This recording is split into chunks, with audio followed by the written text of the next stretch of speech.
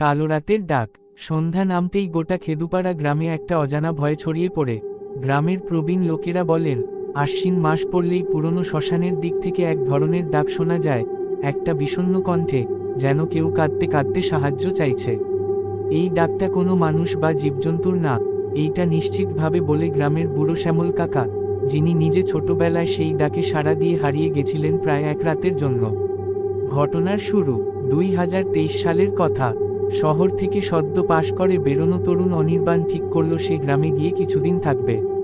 তার দাদু হরিপদ মজুমদার খেদুপাড়ার একজন প্রাক্তন শিক্ষক ছিলেন।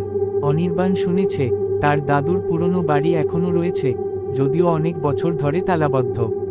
শহরের কোলাহল থেকে দূরে নীরব শান্ত গ্রামে কিছুদিন কাটিয়ে আবার লেখালেখি শুরু করার ইচ্ছে নিয়েই সে চলল খেদুপাড়া। গ্রামে এসে সে দাদুর বাড়ি খুলে ঝাটপাটা দিয়ে গুছিয়ে নিল। গ্রামের মানুষজন একটু অবাক হলেও খুশি হলো শহুরে ছেলেটিকে পেয়ে। অদ্ভুত রাত।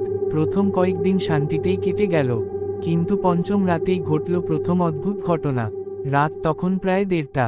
হঠাৎ জানলার বাইরে থেকে অনির্বাণ একটা কাঁদতে কাঁদতে ডাকার শব্দ শুনল। উদ্ধৃতি চিহ্ন ... বাঁচাও, কেউ আছে?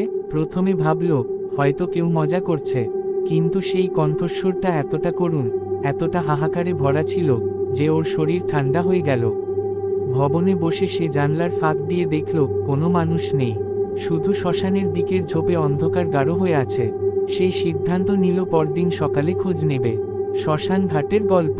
পরদিন সকালেই সে গেল বুড়ো শ্যামল কাকার কাছে। কাকা বেশ কিছুক্ষণ চুপ করে রইলেন, তারপর বললেন, বাবা, ওই ডাক বহুদিন ধরে শোনা যায়। কেউ যদি সেই ডাকে সাড়া দেয় আর শ্মশানের দিকে পা বাড়ায়, তবে সে ফিরে আসে ঠিকই, কিন্তু মানুষ রূপে না। অনির্বাণ হেসে উড়িয়ে দিল, কাকা, এখনকার দিনে এসব বিশ্বাস করো? শ্যামল কাকা বললেন, বিশ্বাস না করলেও সে আছে। আমি নিজের চোখে দেখেছি। তিনি ছোটবেলার এক ঘটনা বললেন, কিভাবে তার ছোট ভাই সেই ডাকে সাড়া দিয়ে গিয়েছিল, আর সকালে পাওয়া গেছিল একটা শুকনো লাশের মতো অবস্থা, মুখে এক ভয়ঙ্কর হাসি, আর চোখ ফাঁকা। অনির্বাণের সিদ্ধান্ত। রাত নামতেই অনির্বাণ ঠিক করল সে দেখবে ব্যাপারটা কি। ঘড়িতে তখন রাত 1:30। হঠাৎ আবার সেই ডাক। উদ্ধৃতি চিহ্ন ... বাঁচাও, আমি হারিয়ে গেছি। এইবার সে মোবাইল টর্চ নিয়ে বেরিয়ে পড়ল। তীব্র অন্ধকার, চারদিক নিস্তব্ধ, গাছের পাতাও যেন থেমে গেছে। যখন সে শ্মশানঘাটের পাশে পৌঁছালো, তখন তার বুক ধকধক করছিল। হঠাৎ একটা ছায়া, হ্যাঁ, একটা নারী মূর্তি, ঝুপঝুপে ভেজা কাপড়ে বসে আছে আগুন নিভে যাওয়া চিতার পাশে। অনির্বাণ কিছু বলার আগেই সেই মূর্তি ফুঁপিয়ে কাঁদতে লাগলো। তুমি আমাকে দেখছো? কেউ আমাকে দেখতে পায় না, ওরা সবাই চলে যায়। অনির্বাণ বলল, তুমি কে? সে বলল, আমি অমৃতা।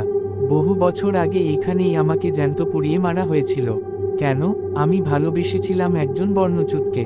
সমাজের নিয়ম ভেঙেছিলাম, তাই পঞ্চায়েতের আদেশে আমাকে জ্বালিয়ে দেওয়া হয়। তার চোখ দুটো জ্বলছিল ঠিক আগুনের মতো। আমি চাই কেউ আমাকে মুক্তি দিক, শুধু একজন মানুষ। সত্যি মন থেকে ডাকলে আমি চিরতরে মুক্ত হব। মুক্তি না ধোঁকা।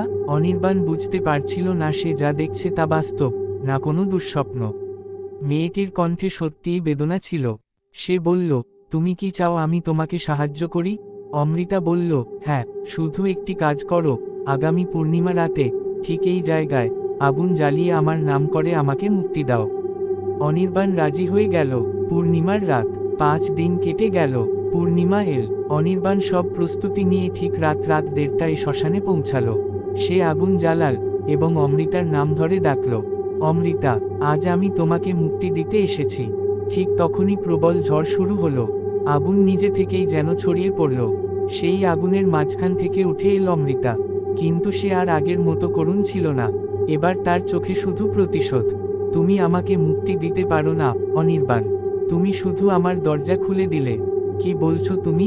আমি চিরকাল বন্দী ছিলাম, কারণ কেউ বিশ্বাস করত না। তুমি আমার কথা বিশ্বাস করেছ, তাই আমি আজ মুক্ত। কিন্তু তুমি তো বললে তুমি শান্তি চাও। আমি বলেছিলাম মুক্তি চাই, শান্তি নয়।